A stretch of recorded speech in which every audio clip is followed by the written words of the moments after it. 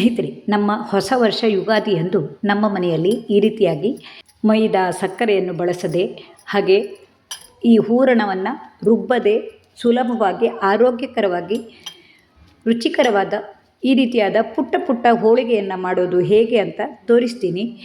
ಗೆಳತಿ ಪದ್ಮ ತಮ್ಮ ಮನೆಯಲ್ಲಿ ಯಾವಾಗಲೂ ಈ ರೀತಿಯಾಗಿ ಮಾಡೋದು ಹೂರಣ ಜಾಸ್ತಿ ಇರುತ್ತೆ ಅಂತ ಹೇಳಿದಾಗ ಅದನ್ನು ನೋಡಿ ನಾನು ಮಾಡಿದ್ದೆ. ನಾನಿಲ್ಲಿ ಬೆಂಗಳೂರಿನಲ್ಲಿರುವಂತಹ ಗ್ರಾಮರಾಜ್ಯದ ವಿಷಮುಕ್ತ ಸಾಮಗ್ರಿಗಳನ್ನು ಚಿರೋಟಿ ರವೆ, ಕಡಲೆಬೇಳೆ, ಬೆಲ್ಲದ ಪುಡಿ, ಅರಿಶಿನ ಇವೆಲ್ಲವನ್ನು ಉಪಯೋಗಿಸಿ ಮಾಡಿದ್ದೀನಿ.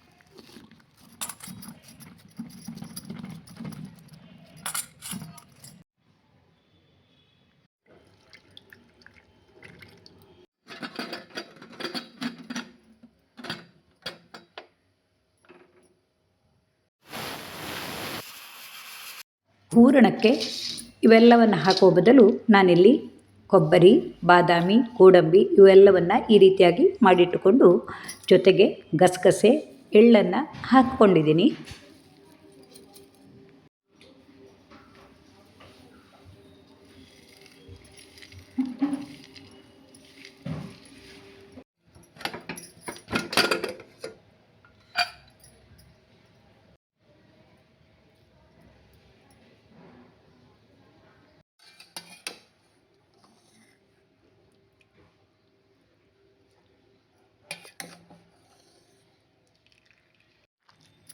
ನೆನೆಸಿಟ್ಟ ಕಡಲೆಬೇಳೆಯನ್ನು ನಾವು ಈ ರೀತಿಯಾಗಿ ಕುಕ್ಕರ್ನಲ್ಲಿ 3-4 ಸೀಟಿ ಆಗೋ ತನಕ ಬೇಯಿಸಿಕೊಂಡರೆ ರುಬ್ಬೋದು ಬೇಕಾಗೋದಿಲ್ಲ. ನೋಡಿ, ಬಿಸಿ ಇರುವಾಗಲೇ ಈ ರೀತಿಯಾಗಿ ಸೌಟಿನಿಂದ ನಾವು ಅದನ್ನು ತಿಕ್ಕಿ ನುಣ್ಣಗೆ ಪುಡಿ ಮಾಡಿಕೊಳ್ಳಬಹುದು. ಇದಕ್ಕೆ ಏಲಕ್ಕಿ ಪುಡಿಯನ್ನು ಸಹ ಹಾಕ್ಕೊಂಡು 1 ಕಪ್ಪು ಕಡಲೆಬೇಳೆ ಇದ್ದರೆ 2.5 ಕಪ್ ಆಗುವಷ್ಟು ಬೆಲ್ಲದ ಪುಡಿಯನ್ನು ಹಾಕ್ಕೊಂಡಿದ್ದೀನಿ.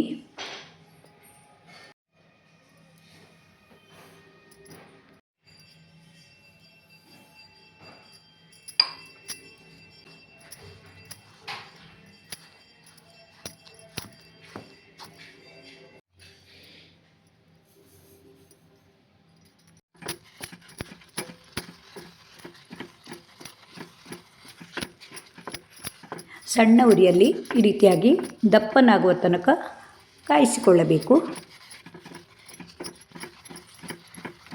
ಸ್ವಲ್ಪ ಹೊತ್ತು ಆರಲು ಬಿಟ್ಟರೆ ಸುಲಭವಾಗಿ ಉಂಡೆಯನ್ನು ಕಟ್ಟಬಹುದು.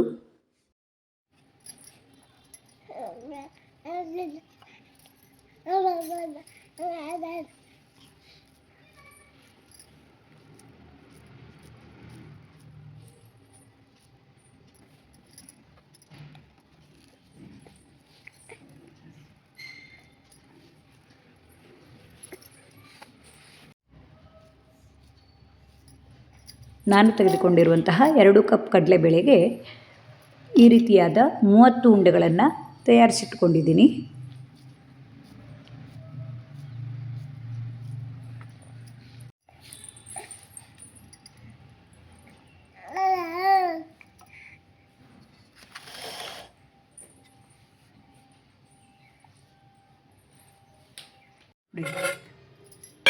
ನಾವು ಕಣಕವನ್ನು ಈ ರೀತಿ ಕಲಸಿ ಮುಚ್ಚಿಟ್ಟರೆ ಈ ರೀತಿ ನಾರಾಗಿ ಬಂದಿರುತ್ತೆ.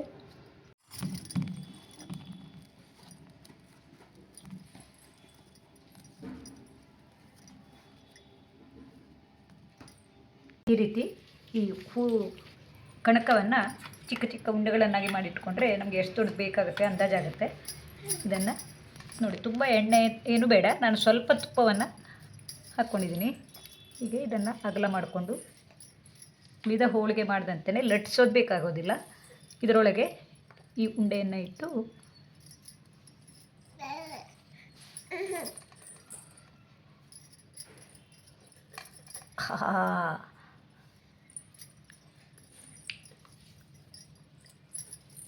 ಕಡಿಮೆ ಪ್ರಮಾಣದಲ್ಲಿ ಇದನ್ನು ಹಾಕ್ಕೊಂಡ್ರೆ ನಮಗೆ ಬೇಯೋಕ್ಕೂ ಸುಲಭವಾಗುತ್ತೆ. ನೋಡಿ, ಈ ರೀತಿ ಎಲ್ಲ ಕಡೆ ಮುಚ್ಕೊಂಡು ಇದನ್ನು ಉಂಡೆ ಮಾಡಿಕೊಂಡು ಈ ಡ್ರೈ ಫ್ರೂಟ್ಸನ್ನು ನಾವು ಇಲ್ಲಿ ತುರಿದಿಟ್ಕೊಳ್ತೀವಲ್ಲ, ಇದರಲ್ಲಿ ಈ ಕಡೆ ಎರಡೂ ಕಡೆ ಹೀಗೆ ಹೊರಳಿಸಿದರೆ ಅದಕ್ಕೆ ಅಂಟ್ಕೊಳ್ಳುತ್ತೆ. ನೋಡಿ, ಡ್ರೈ ಫ್ರೂಟ್ಸ್ ಎಲ್ಲ ಇದಕ್ಕೆ ಅಂಟ್ಕೊಳುತ್ತೆ. ಕೊಬ್ಬರಿ, ನಾವು ಗೋಡಂಬಿ, ಬಾದಾಮಿ ಎಲ್ಲ ಹಾಕಿದ್ದೆಲ್ಲ ಇದನ್ನು ಸ್ವಲ್ಪ ದಪ್ಪನಾಗೆ ಈ ರೀತಿ ತಟ್ಕೊಂಡ್ರೆ ನಮ್ಗೆ ತಿನ್ನೋಕ್ಕೆ ಒಳಗಿನ ಹೂರಣ ಜಾಸ್ತಿ ಸಿಗುತ್ತೆ, ರುಚಿಯಾಗಿರುತ್ತೆ. ಈ ಹೊರಗಿನದು ಹಾಗೆ ಬೇಯೋದು. ಈ ರೀತಿ ನಾವು 4-5 ಸಿದ್ಧಪಡಿಸಿಟ್ಕೊಂಡು ಆಮೇಲೆ ಎರಡೂ ಕಡೆ ಕೆಂಪನಾಗಿ ಸುಟ್ಟಿದ್ರೆ ಆಯಿತು.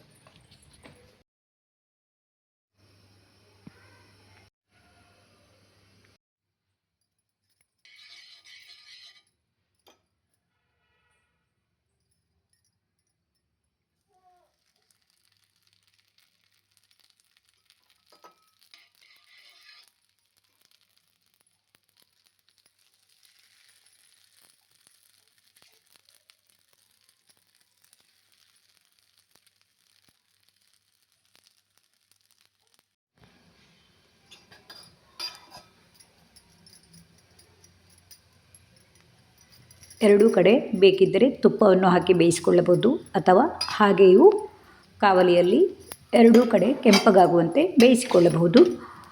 ನಾನಂತೂ ಈ ರೀತಿಯಾದ ಹೋಳಿಗೆಯನ್ನು ಮೊದಲ ಸಲ ಮಾಡುತ್ತಾ ಇರುವುದು, ಆದರೆ ಎಲ್ಲರಿಗೂ ತುಂಬ ಖುಷಿಯಾದ್ದರಿಂದ ಈ ವಿಡಿಯೋವನ್ನು ನಿಮ್ಮೊಡನೆ ಹಂಚಿಕೊಳ್ತಾ ಇದ್ದೀನಿ. ಒಳಗಡೆಯ ಹೂರ್ಣವು ತಿನ್ನೋಕ್ಕೆ ತುಂಬ ರುಚಿಯಾಗಿರುತ್ತದೆ.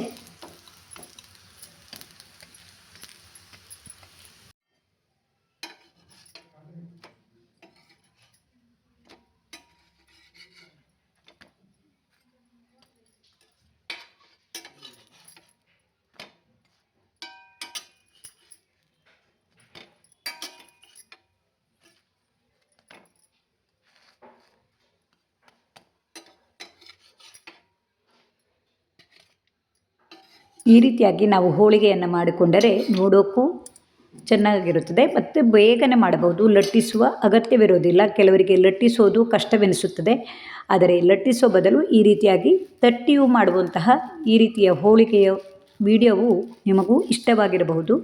ಗ್ರಾಮ ರಾಜ್ಯದಲ್ಲಿ ಸಿಗುವಂತಹ ಇಂತಹ ಆರೋಗ್ಯಕರವಾದ ಸಾಮಗ್ರಿಗಳನ್ನು ಬಳಸಿ ರುಚಿಕರವಾಗಿ ಮಾಡಿರುವ ಈ ಹೋಳಿಗೆಯು ಹಬ್ಬದ ಮೆರುಗನ್ನು ಹೆಚ್ಚಿಸಿತ್ತು. ತುಂಬಿಡಬೇಕು. ಬೇಕಿದ್ದರೆ ನಾವು ಈ ರೀತಿ ಸಾದನ್ನು ಲಟ್ಟಿಸ್ಕೋಬೋದು. ದೇವರಿಗೆ ನೈವೇದ್ಯ ಮಾಡಿ ಬೆಳಗಿನ ಉಪಹಾರದೊಂದಿಗೆ ಉಪ್ಪಿಟ್ಟು ಅವಲಕ್ಕಿಯ ಜೊತೆಗೆ ಈ ಹೋಳಿಗೆಯು ಹಬ್ಬದ ಸಿಹಿಯನ್ನು ಹೆಚ್ಚಿಸಿತ್ತು. ಹಾಗೆಯೇ ಈ ಗ್ರಾಮ ರಾಜ್ಯದಲ್ಲಿ ಇನ್ನೂ ಏನೆಲ್ಲ ಸಿಗುತ್ತವೆ, ಅದರಿಂದ ಏನೆಲ್ಲ ಮಾಡಬಹುದು ಅನ್ನೋದನ್ನು ಗ್ರಾಮ ರಾಜ್ಯ ಯೂಟ್ಯೂಬ್ ಲಿಂಕನ್ನು ಡಿಸ್ಕ್ರಿಪ್ಷನ್ ಬಾಕ್ಸ್ನಲ್ಲಿ ಹಾಕಿರ್ತೀನಿ. ನಾನು ಅದರಲ್ಲಿ ಯಾವ ಉಂಡೆಯನ್ನು ಮಾಡಿದ್ದೆ ಅನ್ನೋದನ್ನು ಸಹ ನೋಡಬಹುದು. ನಮ್ಮೆಲ್ಲರ ಖುಷಿಯ ಈ ಕ್ಷಣವು ನಿಮಗೂ ಇಷ್ಟವಾದರೆ ಲೈಕ್ ಮಾಡಿ, ಇಷ್ಟ ಮಿತ್ರರಿಗೆ ಶೇರ್ ಮಾಡಿ. ಮುಂದಿನ ವಿಡಿಯೋದಲ್ಲಿ ಇನ್ನೂ ಹೆಚ್ಚಿನ ಮಾಹಿತಿಗಳುಳ್ಳ ವಿಡಿಯೋಗಳನ್ನು ನೋಡಬಹುದು. ನಿಮ್ಮೆಲ್ಲರ ಪ್ರೋತ್ಸಾಹವೇ ಇಂತಹ ವಿಡಿಯೋವನ್ನು ಮಾಡಲು ಉತ್ಸಾಹವನ್ನು ತರುತ್ತದೆ. ಮುಂದಿನ ವಿಡಿಯೋಕ್ಕಾಗಿ ಕಾಯುತ್ತೀರಿ. ತಮ್ಮೆಲ್ಲರ ಪ್ರೋತ್ಸಾಹಕ್ಕಾಗಿ ತುಂಬು ಹೃದಯದ ಧನ್ಯವಾದಗಳು.